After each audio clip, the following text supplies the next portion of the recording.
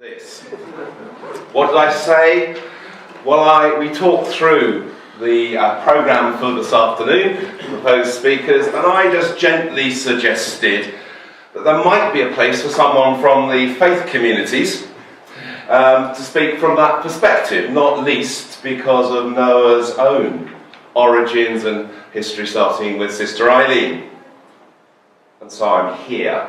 Not because, in any sense, I believe mistakenly that faith has a monopoly in this field. The needs of the homeless and indeed wider needs in society are well served by all sorts of people from different backgrounds. But because I do recognise that the contribution of the faith communities in this field, not least the Christian churches, has been and is significant. Just see whether I can pass the test.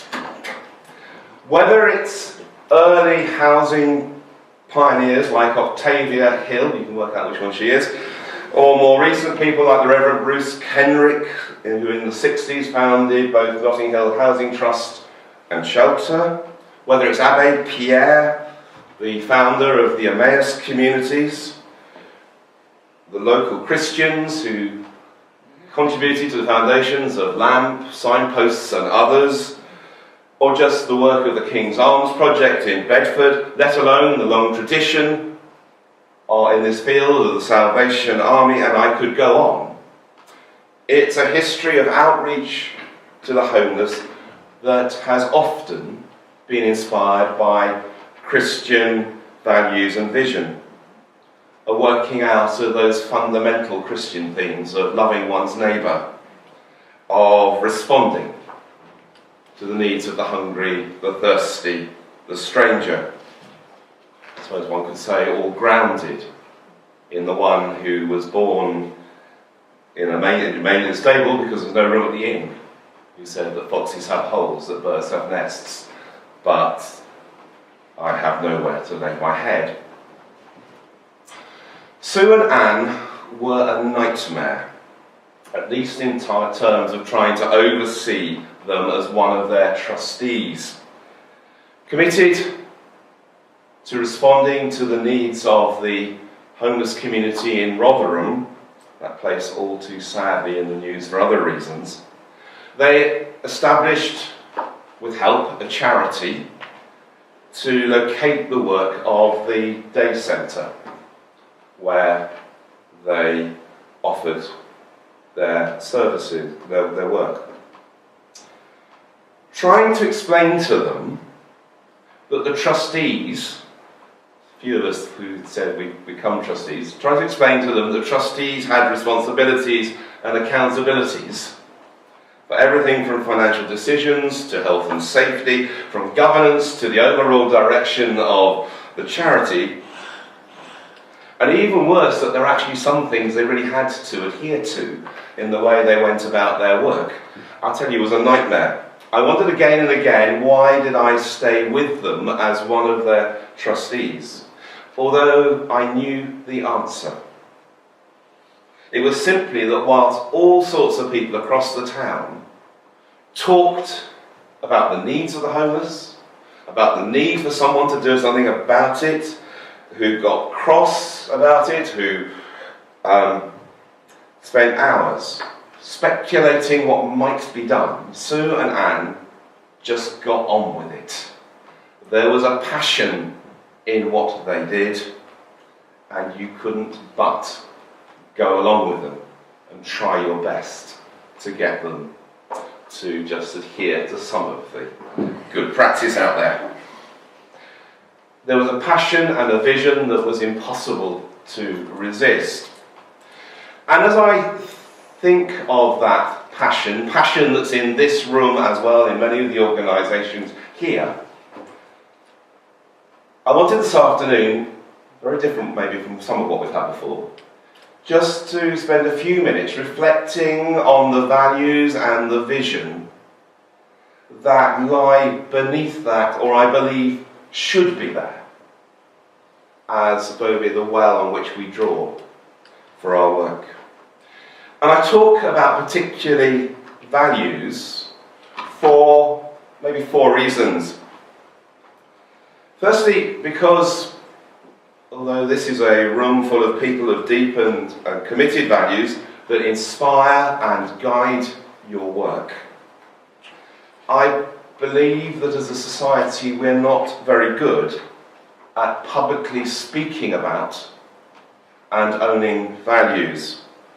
You could say that's some of the problem we're having of trying to talk about British values, but we'll leave that for another day.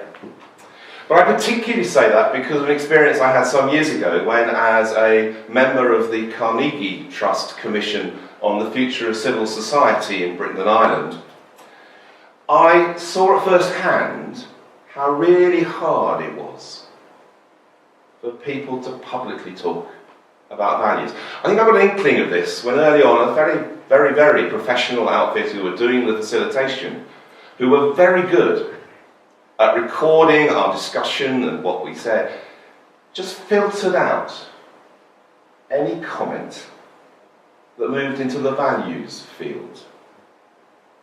But more particularly when we came to the final text of that commission, people who I had really engaged and inspiring conversations with about what motivated, but putting something as a collective statement in the document that had any real bite and content to it, people ran away from that. You may not agree, but I think we struggle to publicly speak about and own values.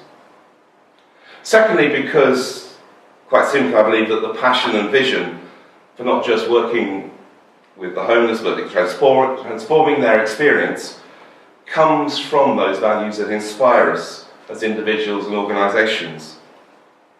The homeless and others benefit if we take values seriously. Thirdly, because I'm certain that effective responses to deprivation happen when there's a real commitment and vision for change for the better. And finally, yes, I'm a bishop, because I believe the Christian tradition, often reflected in other faiths and beliefs, offers insights into values that maybe we can all share and even coalesce around. Having said that, there are all sorts of values we might have on our list. This morning, Bill talked in particular about social justice and equality. Julian brought relationalness, or whatever, into the relatedness, into the conversation. There have been others. And the short list I'm about to share with you is by no means comprehensive. But I hope it might just enable us to think a little bit more about this aspect of the issues that we're considering today. What should be?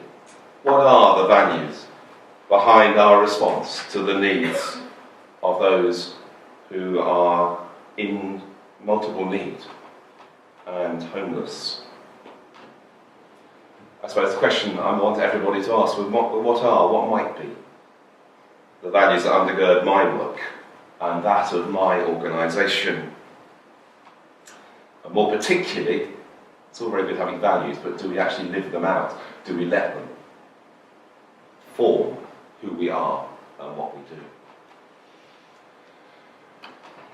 I will start with the Good Society.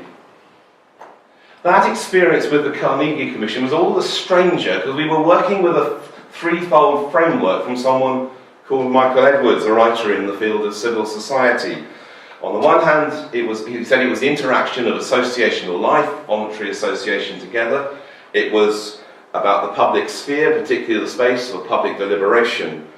But also the third bit of that interaction was what he calls the Good Society.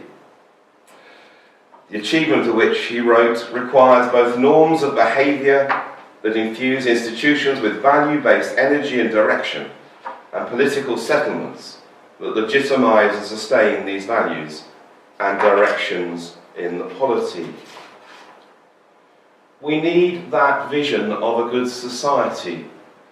I suppose it's Bill's living well together, not just living together. Because without that, we haven't got that overarching vision that sets direction and also holds us to account for all that falls short of it. One place where I think there is good, a good starting place for a vision of the good society are the Old Testament prophets, who are particularly good at providing images of what good society might be like. In particular, if you've not read it, the prophet Isaiah, a number of passages there, including this one from Isaiah 65, sometimes called the Isaiah vision. New heavens and new earth, a vision of, if you allow for a context given it's 3,000 years or so, nearly 3,000 years old, a vision of a society where oppression is no more, where individuals flourish, where all have their stake in society. I would just suggest that having a clear sense of the good society is a good place to start. I don't know about you, I'm not someone who spends lots of my time idolising celebrities. Although for an almost lifelong listener to the Archers, meeting David Archer was a special category. Most of you have probably got no idea what that means, but one or two of you probably do. But more seriously, the other person I was delighted to meet was him, Archbishop Desmond Tutu. It was only a few minutes of conversation, one of those people you come away being genuinely inspired.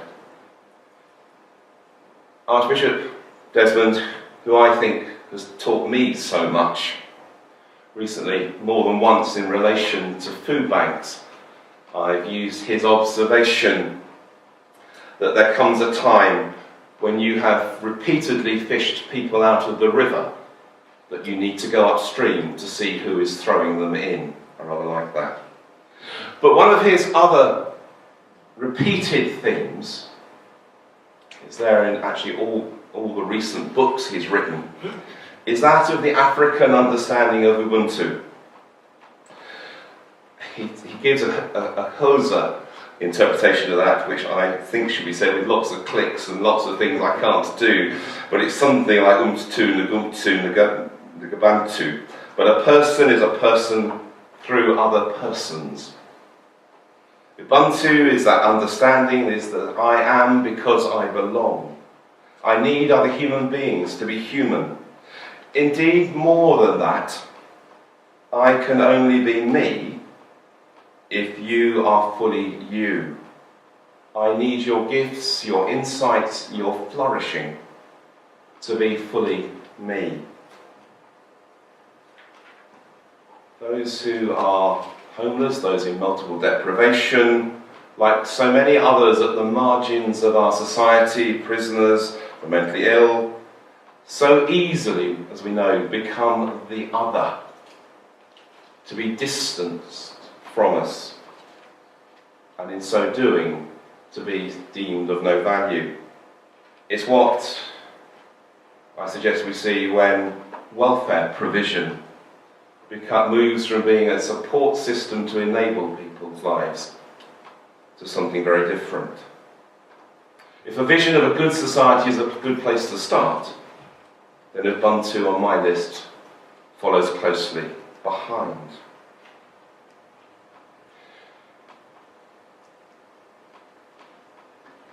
There is a danger, I think, when we come to think about underlying values, that it all becomes a little bit romantic and overlooks actually some of the realities and some of the real challenges and dilemmas of working with those in multiple need in our society.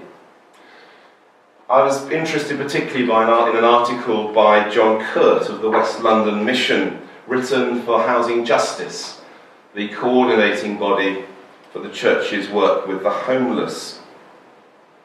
In particular, he points to the reality of good intentioned people, often Christian groups, who, with the highest values, still potentially do harm rather than good.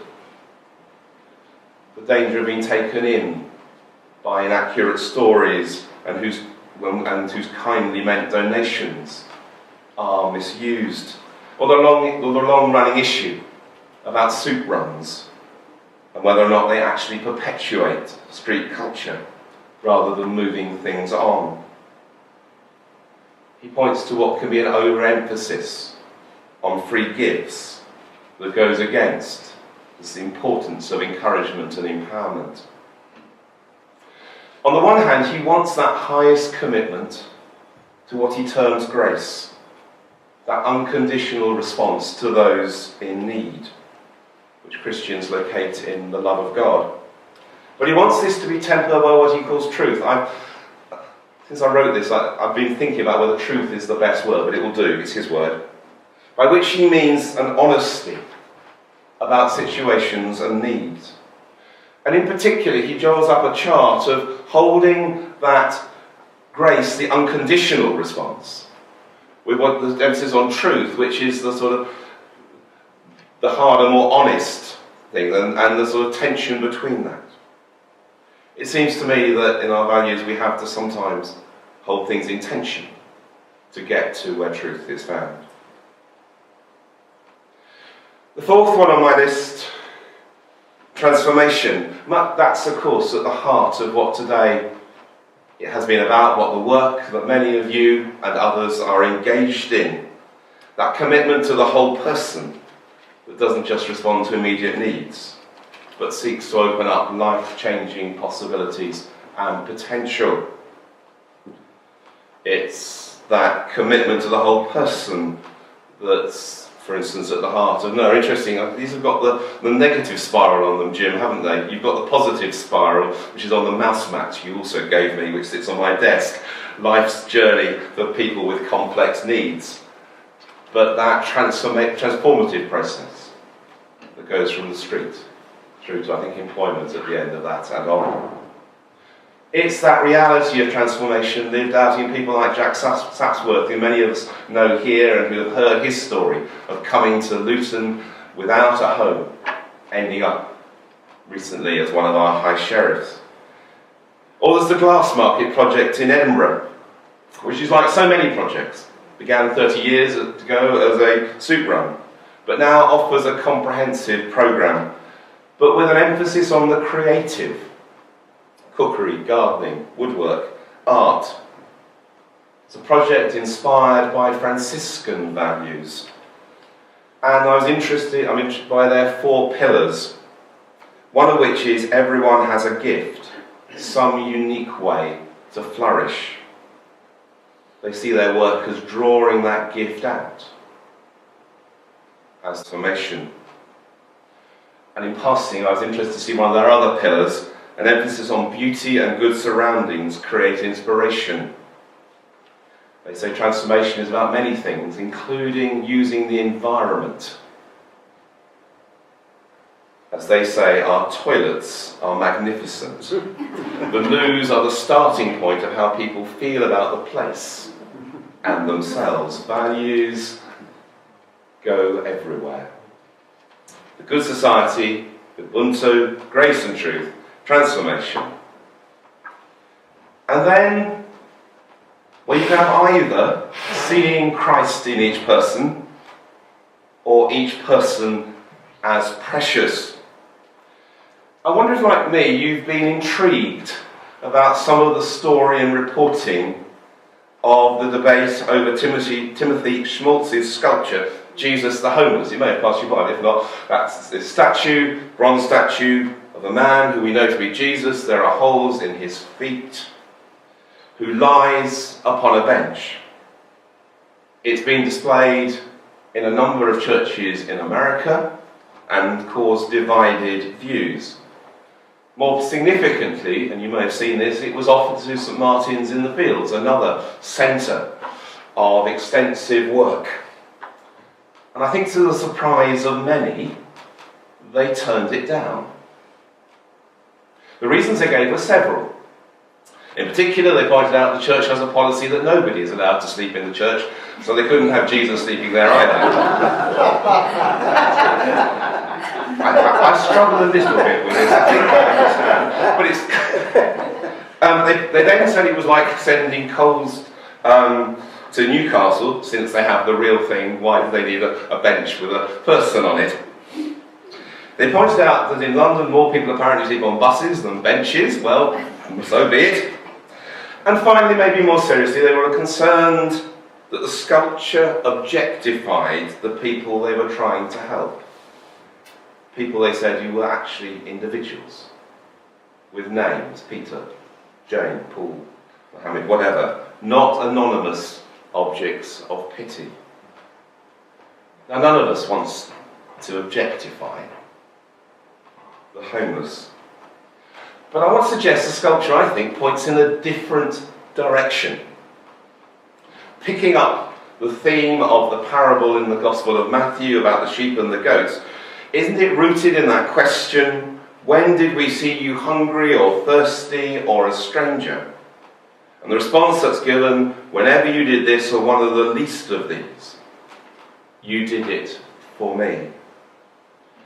Jesus, I suggest, lies on the bench not as a representative homeless person in that sense, but just as a reminder that when we see each person, each Peter and Jane and Mohammed, we see them as individuals and special, because in them we see Christ, that's where I come from, or we see someone of utter and total preciousness to whom we cannot but respond. Apparently Cindy Swannock of Davidson in North Carolina was annoyed by the sculpture. It was outside her church. Jesus is not a vagrant, she said. He ought to have been standing over them, protecting them. I think she misses the point. She misses Christ, who is in each and every one of us, not in particular those on the edges of our society.